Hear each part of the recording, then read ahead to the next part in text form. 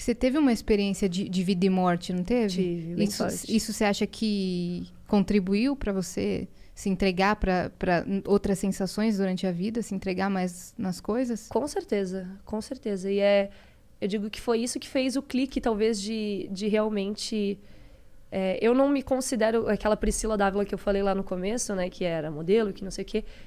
É uma pessoa totalmente diferente do que eu sou hoje, de personalidade, inclusive, assim, de princípios, de coisas que... Eu acho que a nossa vida sempre é uma evolução, né? Mas eu não consigo me visualizar mais naquela menina. Eu vejo fotos e vídeos, eu consigo enxergar aquela pessoa ali, mas não como eu.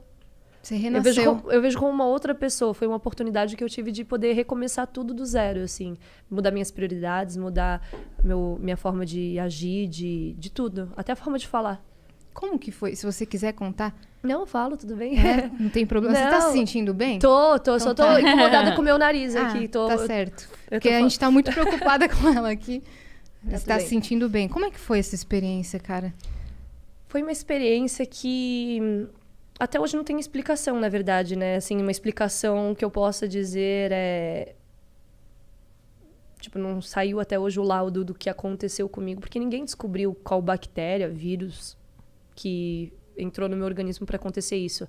Mas tudo começou, como eu falei, eu sempre tive muito problema de garganta, sempre tive muito problema de respiração, assim, de rinite e tudo mais. E aí na época, hoje em dia, assim... o máximo que eu fico é com a garganta um pouquinho incomodada, assim, por conta do ar, da poluição. Mas eu ficava com amidalite de não conseguir engolir saliva, assim. Eu ficava muito mal. E depois que eu tive essa experiência de quase morte, eu nunca mais tive. Eu nunca mais tive amidalite. Minhas amígdalas, inclusive, atrofiaram. Quê? Eu não tenho mais amígdala, praticamente. Elas existem ali, 2 uva passa. E é muito estranho, muita coisa. É um pouco bizarro. É, bem bizarro. E eu tinha muita inflamação de garganta, eu vivia tomando remédio e me automedicava já, porque eu já sabia sempre quando eu ia no médico era o mesmo laudo e era a mesma medicação. Amidalite. E aí teve um dia que eu comecei a ficar com muita dor, assim, na garganta e aí eu tava morando sozinha em São Paulo, num apartamento que, na época, antes eu dividia esse apartamento com um ex-namorado meu, só que daí ele não gostou da vida em São Paulo, não se adaptou. E aí ele voltou pra Florianópolis e eu fiquei sozinha em São Paulo. E aí eu tava trabalhando, né? Porque eu sempre fui workaholic, assim. Eu tava trabalhando, tipo, saía de casa às 6 da manhã pra ir fazer foto no Brás, nas marcas lá de varejo e atacado. Jeans, tudo mais. Jeans, aí ia lá, fazia foto. Daí eu tinha que sair 6 da manhã porque eu morava longe. Eu morava do outro lado da cidade, perto da ABC.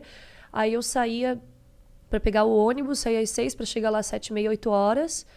E aí passava a manhã inteira fotografando, aí depois do almoço eu ia nas agências levar meu currículo, minhas coisas, tipo de modelo, foto, tentava ir atrás de job. Aí que não parava um minuto, não parava, né?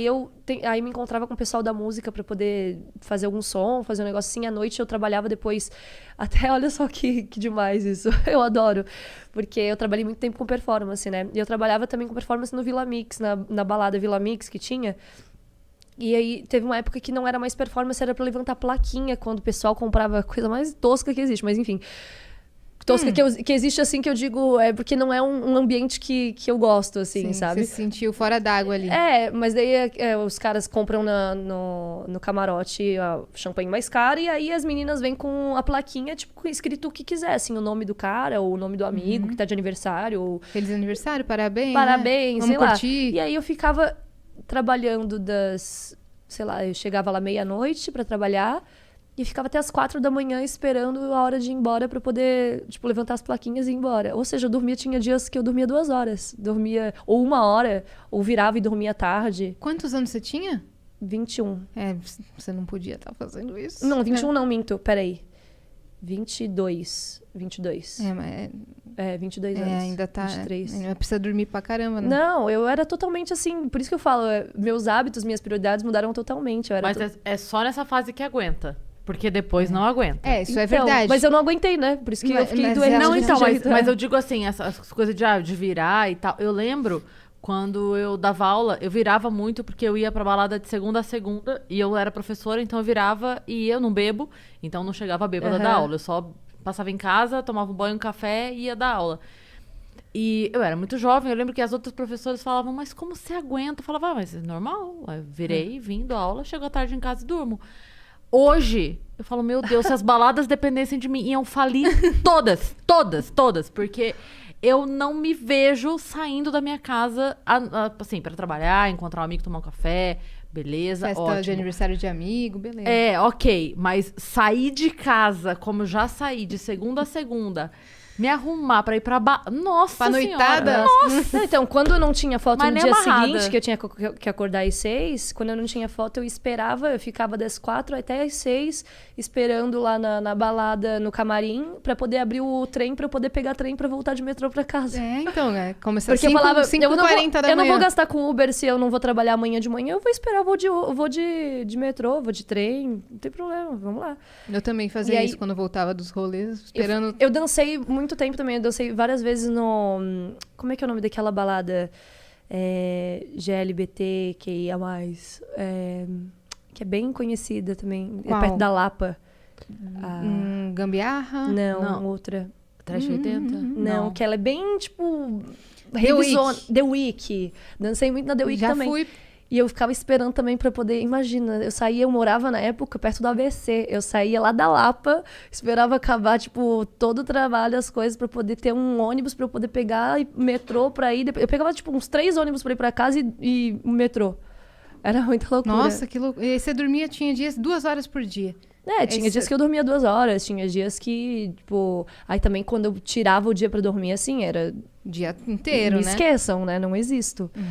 Mas, então, isso tudo que eu conto, assim, eu me orgulho demais, porque eu sempre fui muito de querer ir atrás das coisas, sabe? E isso as pessoas, elas não veem, por isso que me frustra um pouco, às vezes, ver esses comentários das pessoas acharem que a gente ganha tudo de mão beijada. O seu corre lá atrás, ninguém viu. Ninguém viu, né? Entendeu? As pessoas só vê o close, o corre não vê.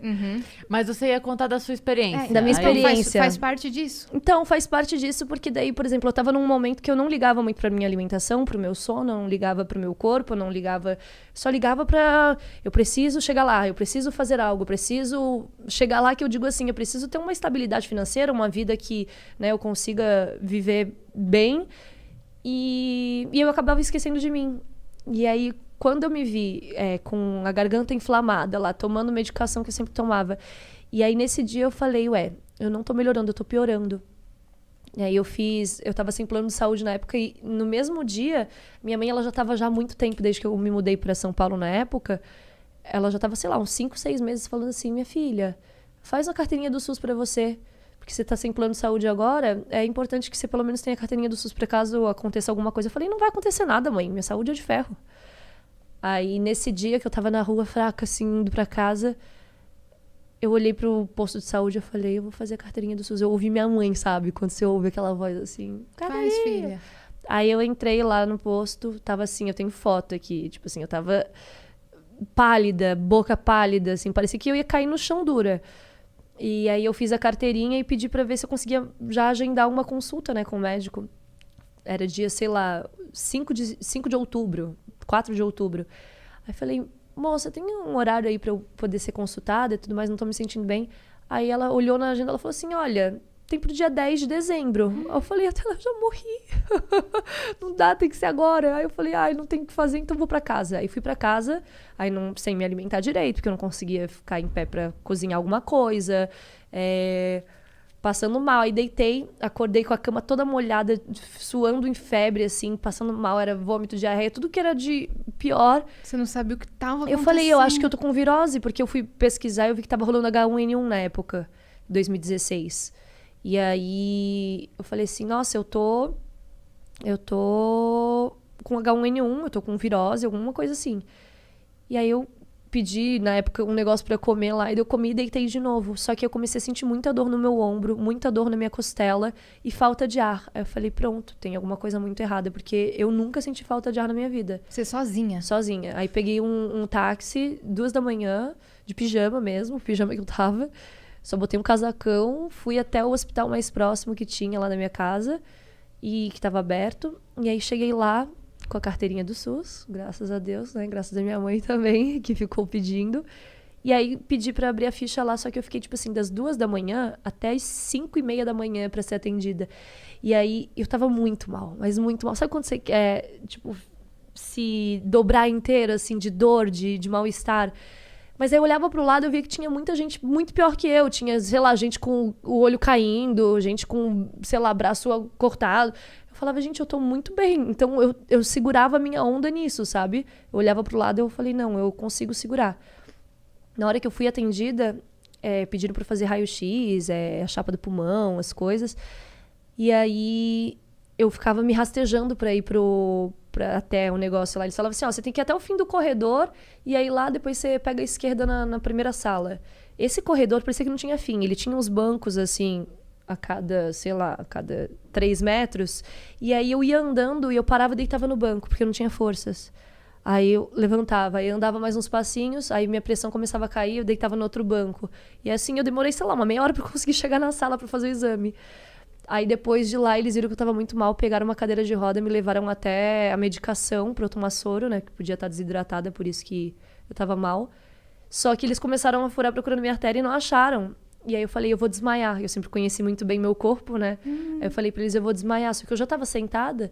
Aí eles, não, tá tudo bem. Eu falei, não, eu vou desmaiar. Aí a visão vai ficando turva, né? E daí sabe aquele apagão? Sim. Só que aconteceu uma coisa muito diferente dessa vez. Eu já tinha desmaiado algumas vezes na minha vida. Desmaiei, veio o apagão, de repente veio um clarão. E aí um monte de vozes, um monte de coisa na minha cabeça, um filme passando, muita coisa passando, imagens passando. Eu falei, morri. Pronto, morri. É mesmo que você vê tudo isso? Eu vi. A minha experiência foi essa. Eu vi muita coisa acontecendo, tipo, eu não conseguia acompanhar o raciocínio, era muita coisa, muita informação, muitas vozes, muito agito, assim, e uma luz muito forte, muito branca. E aí depois, quando parecia que tinha sido muito rápido isso, né? Porque foi acontecendo muita coisa assim. Aí, de repente, a minha vista começou a ficar mais escura, assim, foi apagando aquele clarão. As vozes foram diminuindo, se afastando. E aí, de repente, eu comecei a ouvir outros barulhos, outras vozes, mas era um plano mais próximo, assim, era uma coisa diferente. O que eu estava escutando antes era uma coisa muito longe, assim, mas muito, muito barulhenta. Aí foi reduzindo tudo, a imagem também foi ficando escura. E aí, quando eu abri o olho assim, eu estava na sala já de emergência, já tinham se passado alguns minutos, eu tinha sido reanimada com noradrenalina. Colocaram na minha jugular um catéter desse tamanho, assim. Eu tenho foto, depois eu mostro pra vocês. Morrido? Eu não sei, eu fui reanimada com noradrenalina. Eu acho que eu morri. E pelo menos a sensação que eu tive é que em algum momento eu não tava ali. E aí, a cara de todos os enfermeiros, assim, apavorados, me olhando, falando, você deu um susto na gente. E aí eu fiquei já na UTI direto. E agora vocês estão dando um em mim. Caralho. E aí eu fiquei na UTI direto, fiquei 7 dias, na verdade era pra ficar mais, só que eu pedia, pelo amor de Deus, meus avós vão fazer bodas de ouro, eu tenho que ir passar esse dia com eles. E aí eu queria sair do hospital, porque eu não tava mais aguentando. E eles, linda, você morreu e a gente te reanimou. Gente, segura a bola. Eu usei fralda geriátrica, assim, pra poder fazer as minhas necessidades nos primeiros dias, que eles não deixavam de forma alguma eu levantar, porque eu não conseguia, não tinha força. Fiquei respirando por oxigênio. Parecia que eu tava com a barriga, eu nunca tinha engravidado, mas na época eu falei assim, parece que eu tô com barriga de grávida, que barriga inchada por conta de corticoide, remédio, inflamação. Eu tava com pneumonia sepse, foi o que eu tive. Que sepse é uma das doenças que mais mata no mundo, né? Porque ela entra na tua corrente sanguínea e vai pegando todos os órgãos. E daí eu lembro que eles começaram a falar umas coisas pra mim, assim, que eu falei, como pode isso? Tipo, meu rim já tava começando a ser... tava começando a pegar inflamação, meu estômago, eu tava com uma gastrite tremenda, não conseguia, tipo, tudo caía super mal. Meu fígado também tava correndo risco, o pulmão todo do lado direito, todo cheio de pus, o esquerdo tava a base já começando a pegar também. Eu falo, pra mim isso é um renascimento, não tem outra explicação.